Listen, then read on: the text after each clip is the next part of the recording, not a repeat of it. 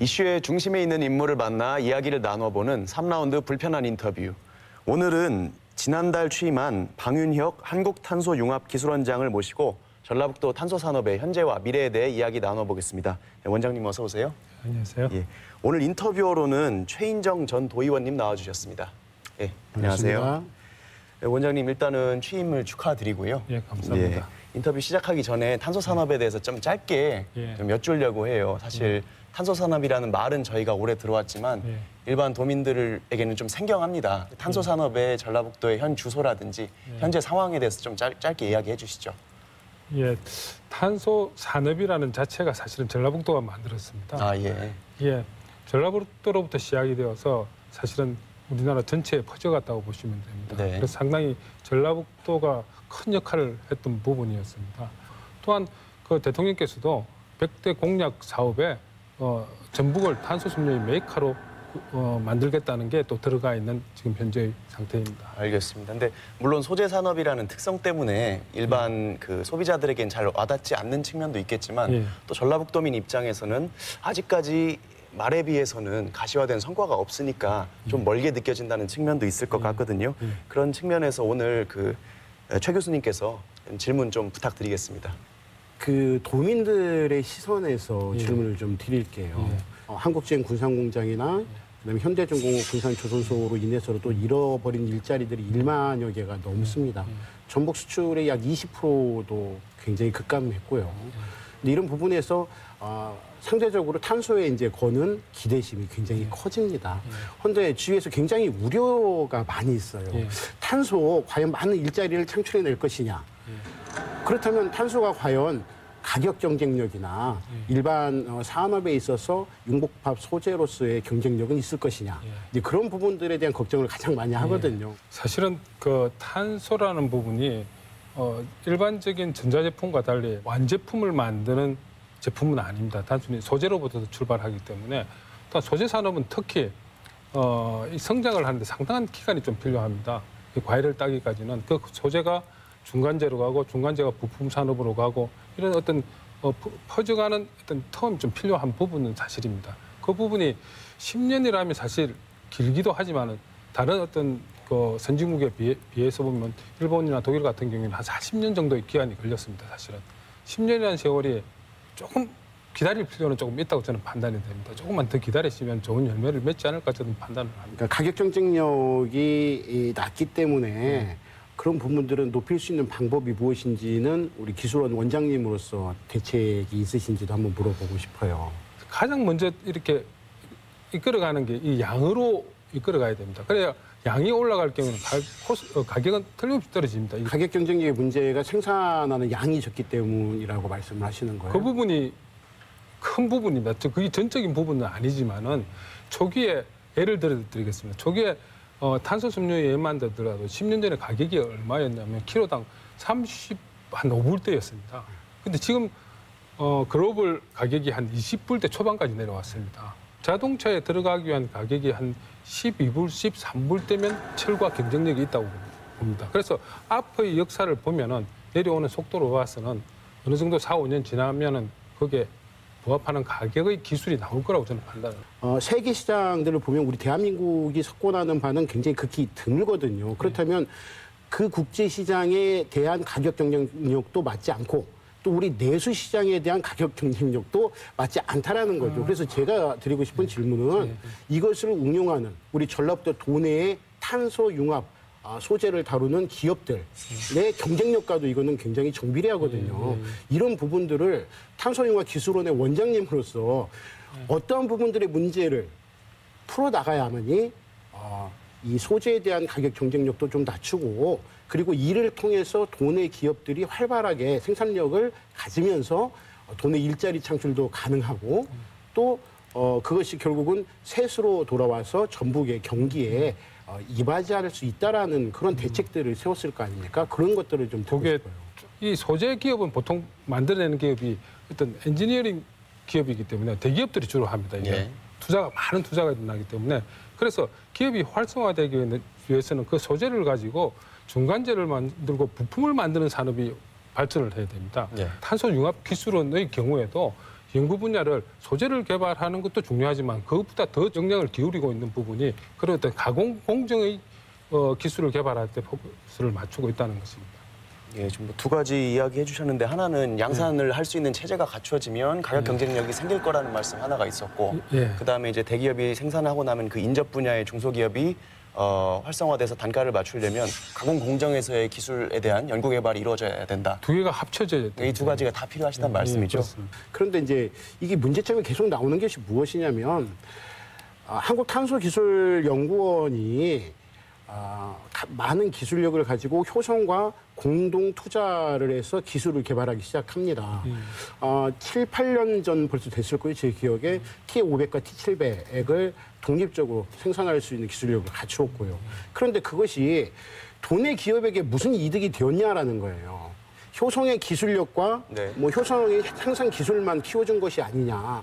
사실 그렇게 공동 투자하고 공동 개발한 것은 도내 기업들이 빨리 기술 이전을 받고 그리고 또 필요하다면 그 생산 코스트가 높지만은 도내 기업들이 사용했을 때는 그 코스트에 절감을 시켜서 네. 생산 원가를 낮추게 해주는 방향성들을 제시를 했어야 되는데 네. 그런 걸 전혀 하지 못했어요. 근데 그런 것들이 10년간 기다려왔단 말이죠. 그래서 우리 탄소융합기술원의 역할이 굉장히 앞으로 크다라는 것을 제가 말씀을 드리고 싶은 거예요. 흥미로운 얘기인데요. 그러니까 효성이랑 기술원은 그동안 10년 가까이 같이 연구 개발을 해왔다는데 그 개발된 기술이 효성이 과연 이득을 내고 돈을 벌었는지 또 2차 협력업체들 그 인근의 협력업체들이 그걸로 어떤 이득을 보고 일자리가 창출됐는지 이 부분이 궁금하거든요. 예, 그게 교수님하고 제가 조금 다른 의견이 있는데요. 네. 그 탄소수소는 소재 기술입니다. 네. 소재 기술이기 때문에 이 기술을 다른 중소기업이나 다른 기업에 이전할 수 있는 기술은 절대로 아닙니다. 그건 정말 저희들 그 효성을 대변하는 게 아니고 예. 효성뿐만 아니라 모든 일본 기업이나 미국 기업 마찬가지입니다. 그건 이전하는 기술 자체가 아니고 기술 이전은 불가능하다. 예, 불가능하고 그 소재를 사용해서 기업들이 얼마나 다양하게 활용을 할 수 있느냐에 얼마나 도움을 주느냐 부분을 봐야 됩니다. 예, 그 부분이 예, 궁금하다는 그 부분에 거죠. 있어서는 저희들이 그 활복동에 있는 그 효성 공장의 경우에는 그 공정마다 나오는 다양한 제품들을 무상으로 많이 제공을 합니다. 시제품용으로. 예. 예, 옆에 있는 도내 기업들과 같이 연구도 많이 하고 그다음에 저희들이 다른 해외 기업에서 받을 수 없는 제품들, 중간 제품 이런 것도 제공을 해가면서 서로가 같이 창출을 하기 위해서 노력을 하고 있는데 사실은 그 기업들이 제가 오전에도 그 전라북도 탄소 관련된 제품을 만들고 있는 기업을 6군데를 방문을 하고 왔습니다. 어떤 게 가장 어려운지를. 그러니까 가장 어려운 게 뭐냐니까 개발할 탄소 제품을 가지고 개발할 실용화할 아이템을 찾기가 참 힘들다. 아이템 풀이 별로 없다. 그리고 하더라도 어디에 팔아야 될지를 모르겠다. 도저히. 오늘도 2군데에서 제가 그 이야기를 들었습니다. 그러니까 국내 전체 산업이 그 만들어진 제품을 소유할 데가 없습니다. 그러다 보니까 해외에 연결을 해야 되는데 그걸 링크할 어떤 자기들이 뭐 데이터가 전혀 없다는 겁니다. 저희들이 탄소융합기술원이 또 변화해야 될 부분이 사실은 어떤 국책 과제를 따서 개인적 연구나 안 그러면 그 기관의 연구를 많이 해왔지만은 네. 이제는 우리 전라북도와 국가의 기업들을 위한 연구에 방향을 맞추는 그 기업에 초점을 맞추는 어떤 조직이나 방향으로 좀 전환할 필요가 있습니다. 그래서 저희들도 아까 교수님 말씀하신 대로 그런 부분에 뿐만 아니라 다른 기업이 또 요구하는 목소리를 많이 듣고 좀 변화를 하려고 하고 있습니다. 저희들이. 이게 그 변화의 필요성이 반드시 실현돼야 될 이유는 우리 탄소융합 기술원의 설립 목적이 바로 기업 지원과 창업 부문이거든요. 그러니까 그러한 것을 통해서 도내의 기업들이 좀 융성하고 탄소로 인해서 그리고 일자리를 창출하게끔 만드는 것이 바로 설립의 목적이에요. 그런 부분들을 이제 취임하신 지 얼마 안 되셨고 또 방금 또 말씀하셨으니까 그 목적 실현을 했으면 좀 좋겠고요.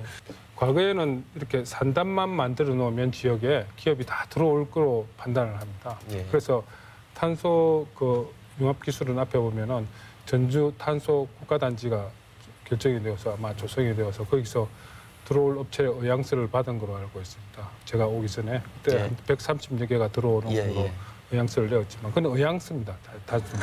그래서 탄소 산업을 접목한 기업들이 들어와야 됩니다. 제일 좋은 거는 그래야 같이 창출해야 되는데 국가기관의 목적의 미션은 그 기업을 지원해서 기업을 더 활성화시켜서 지역과 국가 발전을 지키는 겁니다.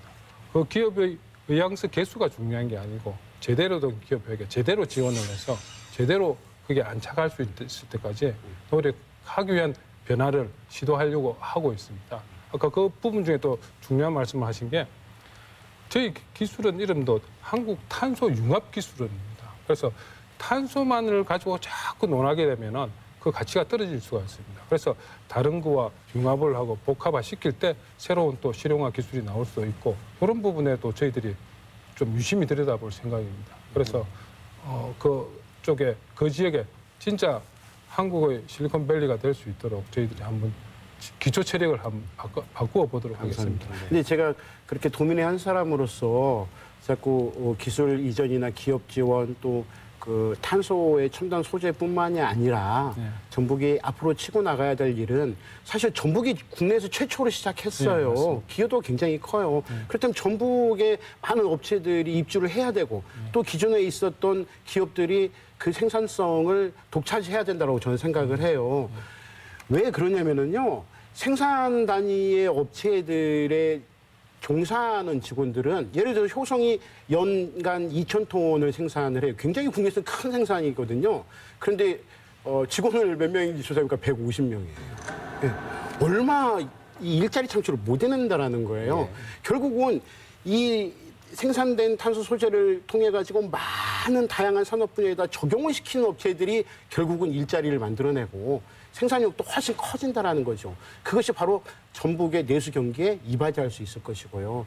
그래서 그런 부분에 대해서 좀 굉장히 강력한 어조로 부탁 말씀을 좀 드린 거고요. 뭐 저희들도 나아가고자 하는 방향이기 때문에 교수님께서 말씀하신 대로 탄소중립 공장은 어쨌든 앞에 말씀드린 것과 같이 이 케미컬 엔지니어링 공정이기 때문에 거의 뭐 사람이 많이 고용 인원이 많지가 않습니다. 네. 많지 않기 때문에 이 경쟁력을 가져서 그 공정이 이렇게 많아져야 됩니다. 그러면서 고용 창출을 하게 되고 그 만들어진 제품으로 아까 뭐 확대가 되어갖고 같이 창출을 하게 되는데 근데 전체 산업 추세가 사실은 잘 아시다시피 4차 산업으로 가고 있고 또 무인화로 가고 있고 또 어떤 스마트 팩토리가 앞으로 대세를 이루기 때문에 가능하면은 탄소 소재를 베이스로 해서 융복합해서 다양한 군의 산업이 만들어져야 된다는 게 그쪽에 방향을 맞출 수밖에 없습니다. 그런데 이제 또 하나 우려되는 상황이 벌어졌어요. 이제 우리 전라북도에서 이렇게 선발 주자로 10년이나 공을 들였는데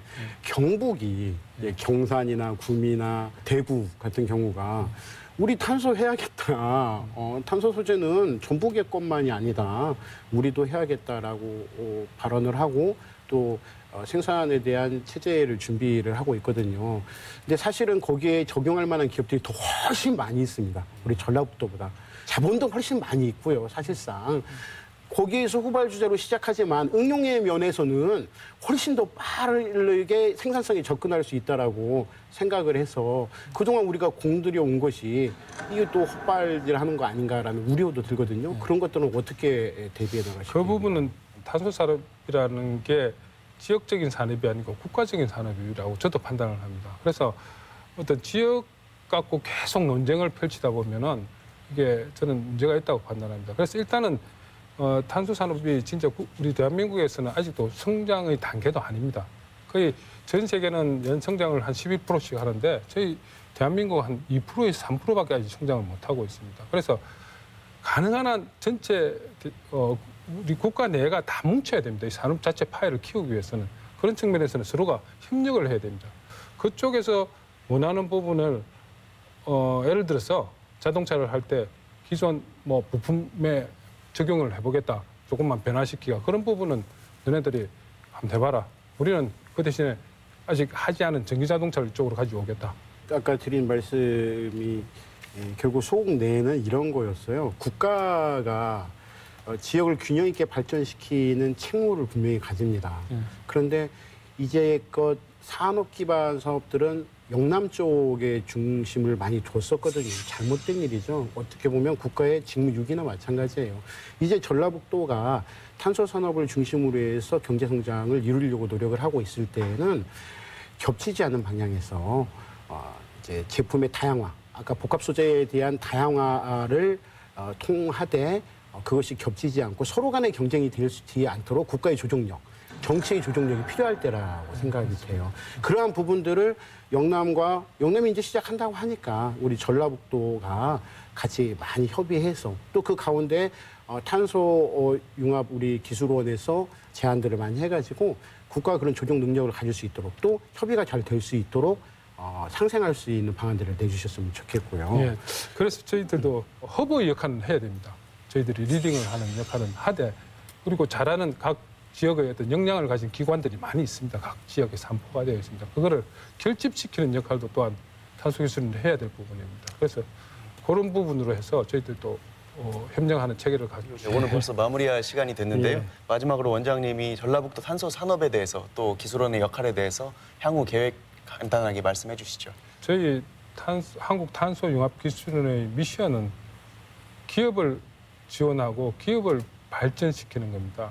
가장 먼저 지역에 있는 기업, 그다음에 대한민국에 있는 기업, 또한 탄소융복합 기업을 발전시키는 거기 때문에 부임한 지가 2주가 되었는데 조금 시간이 걸리겠지만 한 몇 개월 걸리겠지만은 저희들의 조직을 거기에 맞추어서 변화하고 계속 변화해서 그와 더불어 미션을 수행하고 그와 더불어 지역과 국가를 발전시킬 수 있도록 또한 충분히 협력할 수 있도록 서로가 관계를 같이 하는 이런 형태로 정책을 펼까 합니다. 알겠습니다. 우리가 탄소 산업이라는 그 미래의 신성장 산업을 전라북도가 유치했다 이래서 기대감을 굉장히 들썩였던 게 벌써 시간이 몇 년이 오래 지났습니다. 그런데 오늘 말씀 들어보니까 단순히 기술 개발만 해서 되는 것도 아니고 그것으로 이익을 창출하고 기업이 가격 경쟁력을 강화시키고 심지어 이 지역사회 일자리, 고용 창출 효과까지 갖추려면 앞으로 넘어야 할 산들이 많은 것 같은데요. 저희가 100년 먹거리라는 말이 무색하지 않게 앞으로 향후 탄소 산업 융합 기술원의 역할도 계속 지켜보도록 하겠습니다. 오늘 나와주셔서 감사합니다. 감사합니다. 2015년부터 시작된 전주 감액축제는 좋은 반향을 일으키며 올해 4회째를 준비하고 있습니다. 하지만 축제가 끝난 뒤 불거지는 쓰레기와 고성방가 등의 문제가 축제가 해결해야 할 숙제입니다. 본격적으로 휴가철이 되면서 지자체마다 다양한 축제도 준비할 텐데요. 즐길 권리와 함께 의무와 책임도 같이 생각해야 할 때가 아닐까요? 지금까지 이슈 옥타곤이었습니다. 감사합니다.